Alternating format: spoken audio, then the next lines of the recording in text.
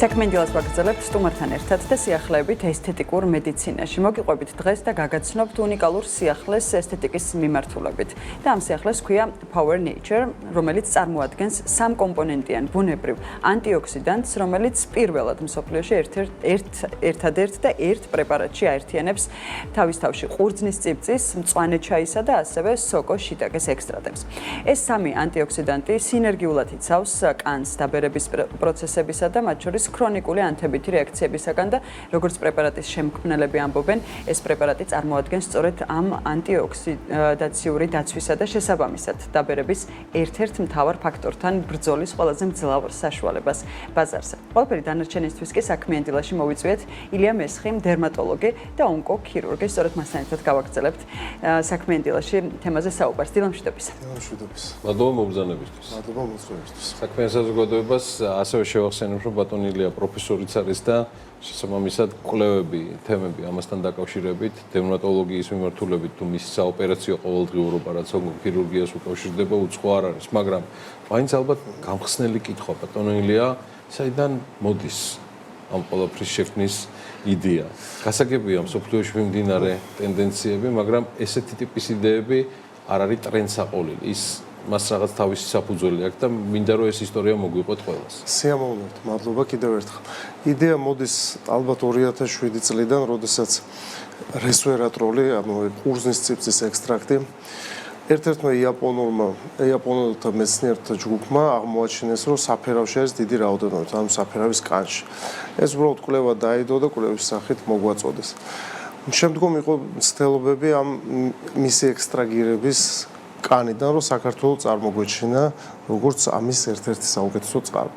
სამწუხაროდ ეს საკმაოდ რთული არის ტექნოლოგიურად, მიუხედავად იმისა, რომ სამეცნიერო პოტენციალი გვაქვს, იმ დროს ტექნოლოგიური საშუალებები არ იყო და ეს იდეა მივიწყებას მიეცა. დღეს ამის შესაძლებლობა გაგვიჩნდა, მაგრამ მთავარი გამოწვევა იყო სამი ანტიოქსიდანტის დაკავშირება, იმიტომ რომ მსოფლიოში რესვერატროლი მოიპოვება, ის ბევრ ასე ვთქვათ კოსმეტიკურ საშუალებებში არის, მაგრამ სამი ერთად ჯერჯერობით სხვა ცნობილ და არაცნობილ კომპანიას არ გაუკეთებია, რაც რისთვისაც მადლობა იტალიურ კორპორაცია Lab Cosmetical, სადაც არის ინოვაციური ლაბორატორიები და ამის შესაძლებლობები. აი ეს არის მიზეზი, რის გამოც ეს ყველაფერი საქართველოში ვერ განხორციელდა? მიზეზი რატომაც საქართველოში ვერ განხორციელდა, პირველი არის იმ დროისთვის იყო ცოტა სამეცნიერო მზაობის ნაკლებობა და ტექნოლოგიების. დღეს ტექნოლოგიების შეგვიძლია ჩვენ ბევრად წინ წავიწიეთ, შეგვიძლია შევიძინოთ რაღაც აპარატები, მაგრამ ჯერ კიდევ ძალიან რთულია გაუწიო კონკურენცია უკვე ცნობილ ქარხნებს, რადგან ეს მოითხოვს დიდ ინვესტიციას, ეს ქარხნები უკვე ამ სფეროში დიდი ხანია მოღვაწეობენ ესპანეთში, იტალიაში, გერმანიაში. ჩვენთან ჯერჯერობით მსგავსი ტიპის ინვესტიცია, რომ R&D დეპარტამენტი, ანუ Research and Development იყოს განვითარებული, არ არის ამ მიმართულებით. ილია, ვიდრე ვისაუბრებთ თუ რომელი ქვეყნის ბაზრისთვის არის ეს პრეპარატი, უფრო მეტად განკუთვნილი და მათ შორის გახდება შემდეგი ხელმისაწვდომი, მაინტერესებს პირველ რიგში პრეპარატზე რა ეტაპზე არის მისი კვლევითი პროცესი, ანუ დასაწყისიდან რა გზა გაიარა და ვიდრე დღემდე მოდი. კი ბატონო, მან გაიარა საკმაოდ რთული გზა, იქიდან გამომდინარე, რომ ზოგადად ესთეტიკური მედიცინა, კოსმეცევტიკა ისეთი რეგულირებული არ არის მსოფლიოში, როგორც წამლები მაგალითად, უფრო მარტივად ხდება რაღაცების, ასე ვთქვათ, იმპლემენტაცია ბაზარზე. რატომ? იმიტომ რომ თუ არ ავნებს ჯანმრთელობას, გამოყენებადია ესეთი მიდგომარი მსოფლიოში. ჩვენ ამ გზით არ წავედით, იმიტომ რომ რაც არ უნდა იყოს, მაინც ჩვენ ვეხებით ადამიანის ჯანმრთელობასთან, სამივე ანტიოქსიდანტი საკმაოდ აქტიურია. პირველი იყო რამდენიმე ქიმიური ცდა, იმიტომ რომ სამი ანტიოქსიდანტი ერთად ქიმიაც ზუსტი მეცნიერება, როცა ხვდება რაღაც გარემოში, კარგავს აქტივობას, ანუ შეიძლება კრემში ეწეროს პირობითად რაღაც ნივთიერება, მაგრამ მისი აქტივობა იყოს დაბალი, ან კონცენტრაცია იყოს დაბალი. მეორე, ეს შეძლეს ლაბორატორიაში, Lab Cosmetical-ში, იტალიაში, რაც ძალიან დიდი წარმატებაა, თუმცა მეორე ეტაპი არის უჯრედული კვლევები, რასაც გადის ყველა პრეპარატი და არ არის მოთხოვნა დაუშვათ ესთეტიკური საშუალებისთვის. ჩვენ ამ გზას არ გავყევით და გავყევით პრეპარატის გზას და აქ უნდა ითქვას, რომ New Vision უნივერსიტეტის ბაზაზე, კალცაისის ლაბორატორიაში ჩვენ ჩავატარეთ უნიკალური კვლევა, მოლეკულურ ბიოლოგიური კვლევა, ეგრეთ წოდებულ უჯრედებზე, რომელიც თავისთავად კვდება და ამ პრეპარატმა ჩვენ სპეციალურად არ შეგვიქმნია მათთვის კარგი პირობები, შეძლო რომ შეეჩერებინა მათი კვდობა, რაც ძალიან დიდი წარმატება ამ სფეროში. შემდგომ გადავიდა კლინიკურ კვლევებში, ანუ ადამიანებში გამოცდაზე და გაიარა ყველა ის უსაფრთხოების ტესტი, რაც უნდა მას ჰქონდა. ანუ სანამ მოვიდოდით ბაზრამდე, დაახლოებით 3 წელი გავიდა. რაც ამ ტიპის პრეპარატისთვის წარმოუდგენელი, რომ მარტივად რო გითხრათ, სხვა შემთხვევაში უბრალოდ ნაერთს აზავებენ და პირდაპირ უშვებენ ბაზარზე, რადგან რეგულაცია არ ითხოვს ესეთ რთულ გზას. რადგან, რამდენად ნაკლები არის რეგულაციები ამ სფეროში და რატო არის ნაკლები? თან მით უფრო რომ თქვენს ახსენეთ, რომ მაინც ადამიანის რაღაც ჯანმრთელობას ეხება. ვიყენებთ ხო ადამიანები ამ კრემის სახით იქნება თუ სხვადასხვა? დიახ, ევროპაში ხა გამკაცრდა ეგრეთ წოდებული MDR-ის შემოვიდა, FDA არის ამერიკაში, თუმცა FDA ბადებისთვის და medical device-ებისთვის ბევრად უფრო შემსუბუქებულია ვიდრე წამლებისთვის. რთული არის ამაზე საუბარი დღეს ამ ეთერში, რატომ არის ესე? ალბათ იმისთვის, რომ მარტივად განვითარდეს ეს სფერო, ნაკლები თავარია არ დააზიანოს, ანუ ჯანმრთელობისთვის თუ არ არის მაგალითად მარტივად ვთქვათ, რომელიღაც კრემი, რომელშიც რეზვერატროლი წერია და მის კონცენტრაციას არავინ არ ამოწმებს, იქ შეიძლება იყოს 0.0002, მაგრამ 5-ზე ეწეროს, ის არ აზიანებს, თუმცა მისი ეფექტიანობაც საეჭვოა. ეს არის ალბათ მიზეზი. საქართველოს შესაბამისად მიყვება ამ საერთაშორისო სტანდარტს. ეს პრეპარატი, რომელზეც დღეს ჩვენ ვსაუბრობთ, Power Nature, დღეს საქართველოს ბაზრისთვის არის ხელმისაწვდომი თუ ძირითადად მაინც უცხოეთზე არის ფოკუსი? ეს მისაწვდომია მათ შორის საქართველოს ბაზრისთვის, ის შექმნილია ნებისმიერ უცხოური მას გავლილი აქვს ყველა ის საჭირო სერტიფიცირება MDR-ს გადის სხვათა შორის ახლა. რაც შეეხება საქართველოს, ჩვენ გვინდა გავაკეთოთ ეგრეთ წოდებული ლონჩი 17 მარტს ჩვენი კოლეგებისთვის, იმისთვის რომ გავაცნოთ, ეს არ არის უბრალოდ მიზანი არ არის გაყიდვა მხოლოდ ამ პრეპარატს, მიზანი არის დავნერგოთ კულტურა, რომ მათ შორის ესთეტიკურ მედიცინაში პრეპარატმა ნულიდან შექმნიდან, იდეიდან შექმნამდე უნდა გაიაროს გარკვეული სწორი გზა, რომ არა მხოლოდ არ ავნოს პაციენტს, არამედ მოუტანოს რაღაც სარგებელი. და თუ არ მოაქვს სარგებელი, არ შემომოვიდეს ბაზარში. ესე რეგულაციების ხსენებისას ბატონ ილია, საქართველოში რეგულაციებს როგორ ახსენებთ? გასაგებია, რომ ჩვენ რაღაც საერთო guidelines მივყვებით რეგულაციების კუთხით, ევროპული FDA-ის არ იყოს, მაგრამ აქ ჩვენთან სიმსუბუქე სიმკაცრეს როგორ შეაფასებთ? იცით რა არის, ზოგადად მე დერეგულირებული ბაზრის მომხრე ვარ პირადად, მაგრამ ამ შემთხვევაში კარგია რომ მივყვებით საერთაშორისო სტანდარტს, იმისთვის რომ რაღაცა შევამოწმოთ, მაშინ გვჭირდება ლაბორატორიების სტანდარტები და ასე შემდეგ.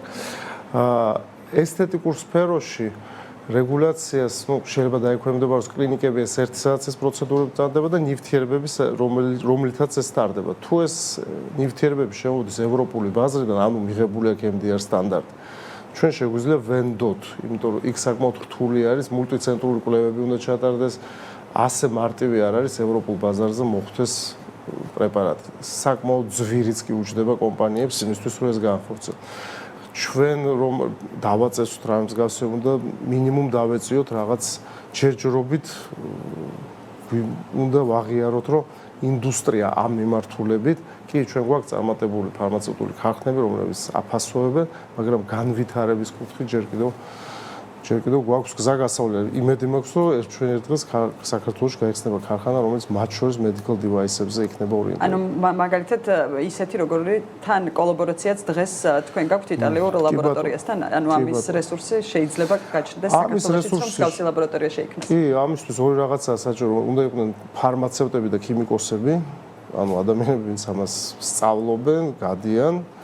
ამისთვის რომ შეექმნათ, უნდა იყოს ბაზარი, ანუ მათი შრომა უნდა იყოს მოთხოვნადი, იტალიაში მოთხოვნადი, იმიტომ რომ იქ ნაკლებობაა მსგავსი ქარხნების პირიქით მეტი ჭირდებათ, ამიტომ იხსნება ახალი ქარხნები. ჩვენთანაც ძალიან დიდი იმედი მაქვს, რომ მსგავსი რაღაცა მოხდება და მე მგონი იქითკენ მიდის გარკვეული ნაბიჯი. 17 მარტი ახსენეთ, ხო? ბატონელია, 17 მარტს იქნება ესთეტიკური მედიცინის პროფესიონალებისთვის ხელმისაწვდომი და ახსნელი ამ პრეპარატის შესახებ. 17 მარტს მოწვეული იქნება აბსოლუტურად ყველა აქტორი, ვინც ამაში მონაწილეობა მიიღო, მათ შორის ქიმიკოსი, რაც ასევე უჩვეულოა მსგავსი ტიპის ღონისძიებებისთვის, იმიტომ ჩვენ გვინდა ვაჩვენოთ, რომ ქიმია არ არის რაღაც შორს თუ ნივთიერებები მართლა შევიდა რეაქციაში ერთმანეთთან, რაც უნდა ჩვენ ლამაზი პოლოფში მოვათავსოთ, ისინი ეფექტური ვერ იქნება. ამიტომ იქნება ქიმიკოსი ბატონი პავლეჭელიძე, ვინც ჩაატარა New Vision-ში ეს კვლევა და მისი გუნდი, იტალიიდან 2 ექიმი მოწვეული, მეც ვისაუბრებ ამ ბრენდზე, მოკლედ ყველა აქტორი, ვინც ამაში მონაწილეობა მიიღო, წარდგება და მოყვება ის თუ რა გზა გაიარა და რატომ არის პირველ რიგში უსაფრთხო ეს პრეპარატი. და ხელმისაწვდომი თვითონ პრეპარატი, ანუ როგორ იქნება მომხმარებლისთვის, ანუ ნებისმიერ ადამიანს შეუძლია რომ შეიძინოს თუ ამ შემთხვევაში ესთეტიკური დაწესებულებების ექნება წვდომა. რა თქმა უნდა, მხოლოდ ესთეტიკა ესეთი წესი აქ არ არის, არავითარ შემთხვევაში მიყიდვა ამის ინიექცია სახში არ შეიძლება, მსგავს დაუშვებელია და ეგ სწორიც არის. Power Natures ჩემი ბოლო კითხვა. რამდენად აქვს ახლა დერეგულირებული ბაზრის მიმდევარი ყოფილიყარ და პოტენციალი ბატონელია. წმინდა გათვლიდან გამომდინარე, მესმის რომ ესეც რაღაცებთან არის ხო დაკავშირებული, რომ აქეთ შექმნას მოთხოვნა და დასაბამი მისცეს აი ამ მთელ ჯაჭვს მოთხოვნისა, რაც თქვენ ახსენეთ ვიდრე ლაბორატორიიდან წარმოებამდე, რომელშიც ძალიან მაგარია რომ New Vision-ის ფრანკფურტის გერმანიის ისახსენეთ ხო ლაბორატორია.